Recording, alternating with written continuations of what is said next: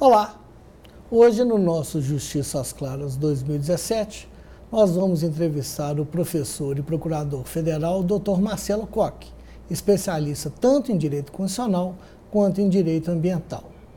Nós estamos falando com o Dr. Marcelo, que já esteve no programa uma vez em 2016 e, com sua volta, trazendo a vocês como se diz, um entendimento sobre um tema muito importante em relação aos desastres ambientais que já ocorreram nesse país, especialmente o da Samarco, que já completou um ano, e que o telespectador possa entender como que a legislação desse país trata esse tipo de sinistro, que, vocês vão ver durante o programa, é extremamente obscuro e falha. Doutor Marcelo, é um prazer tê-lo de volta aqui conosco. Prazer é meu, saudações a todos, saudações, doutor Cristiano. Vamos lá. Vamos lá, nós estávamos conversando antes sobre o programa, eu queria que você explicasse o que é essa legislação do desastre ambiental. Como que isso se manifesta nos outros países e como que isso é tratado pelo direito brasileiro? Bem, quando nós pensamos a questão do desastre, no cenário mundial já se começa a falar de um ramo próprio do direito. Aliás, já está bem solidificado em vários países, como nos Estados Unidos, o Disaster Law, ou seja, o direito dos desastres. Isso é bom que você explique para o nosso telespectador, que é o tema central do programa. Sem dúvida. O desastre, colocado sob a perspectiva do direito, ele está imerso em uma sociedade chamada sociedade de risco. Todos nós, estamos envolvidos em algo que se chama sociedade de risco, que é uma sociedade em que nós não podemos dimensionar tudo aquilo ao que estamos sujeitos.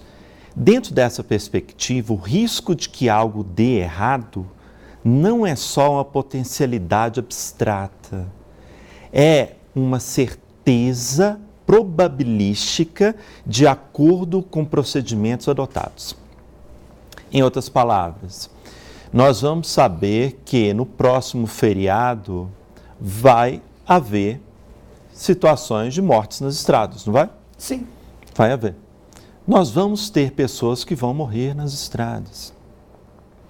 Trabalhar com isso enquanto fato nos permite reduzir o número de pessoas que vão morrer. Quando nós pensamos no desastre como algo que vai acontecer, se nós não fizermos nada, nós adotamos uma linha de gestão de risco, nós adotamos uma linha de gestão do próprio ciclo do desastre. O que eu quero dizer com isso? A tendência cultural brasileira em frente da situação do risco, em frente à situação de que algo dê errado é uma: bate na madeira, espanta, ou não fala isso não, vira tua boca para lá. Ou seja, nós assumimos uma postura de negação em face do desastre. E aí, deixa eu te perguntar, te interrompendo, a lei assumia essa posição também aqui, não era a questão do infortúnio, vamos colocar assim? Sim, a incerteza. Desde 2012 houve um início de reviravolta, mas muito ligado à linha da defesa civil ainda no Brasil, e não quanto a uma questão de ciclo do desastre como um todo. Continua o raciocínio.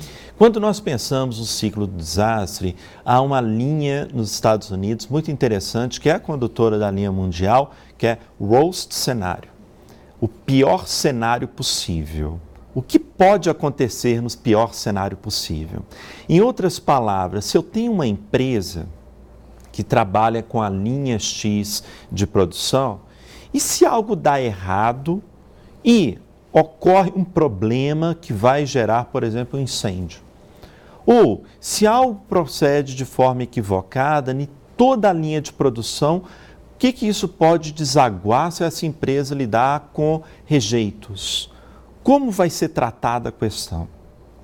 Para que isso possa ser dimensionado, as empresas têm que manter todo um plano de gestão de riscos. A adoção de plano de gestão de risco não pode ser abstrata.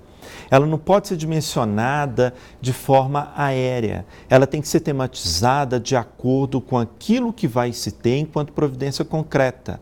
Por exemplo, acredito que grande parte das pessoas que estão em casa devam morar em prédios, apartamentos, sim, etc. Quantas já manejaram extintor? Provavelmente ninguém, nenhuma delas. Quantas foram treinadas para, numa situação de risco, saber como se retira o extintor, como se retira o lacre do extintor e como se usa o extintor? Isso é gestão de riscos. Então, se eu falo em direito dos desastres, guardadas as devidas proporções, seria exigir que todo morador de prédio tenha um curso ou tenha uma aptidão para conseguir manejar o extintor. Da mesma forma, todo mundo que esteja dentro de uma empresa sabe os procedimentos de segurança.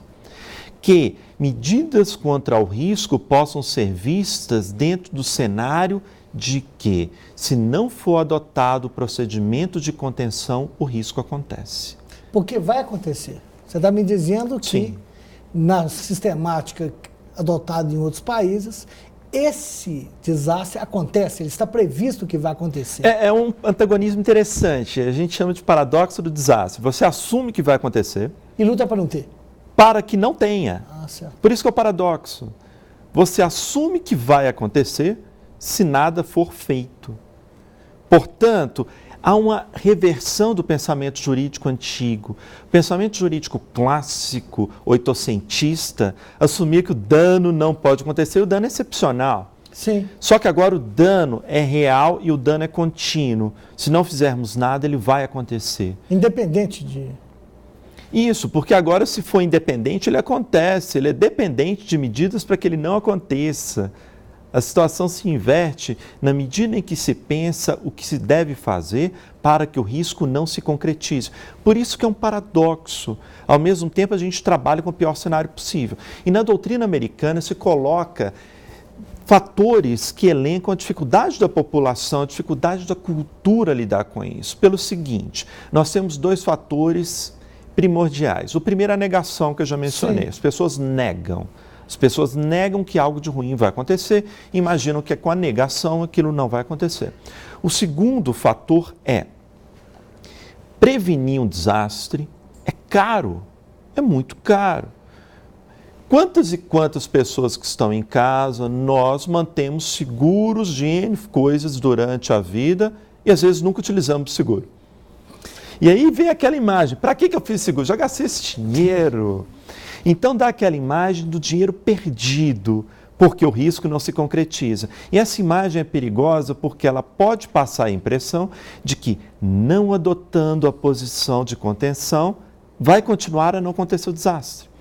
E o terceiro fator, ao lado da negação à não ocorrência do risco, nós vamos ter que, quando o procedimento é efetivado, aquele dispêndio é feito pela pessoa, e aquele dispêndio é realizado por ela e não por outrem, aquele outrem que provavelmente possa não ter feito nada e não teve a concretização do risco, teve um custo operacional menor.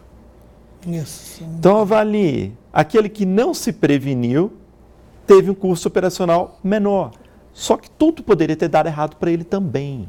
Eu quero abordar esse assunto, mas vai ser no próximo bloco. Nós vamos fazer um pequeno intervalo, e já voltamos com o Justiça às Claras. É só um minuto.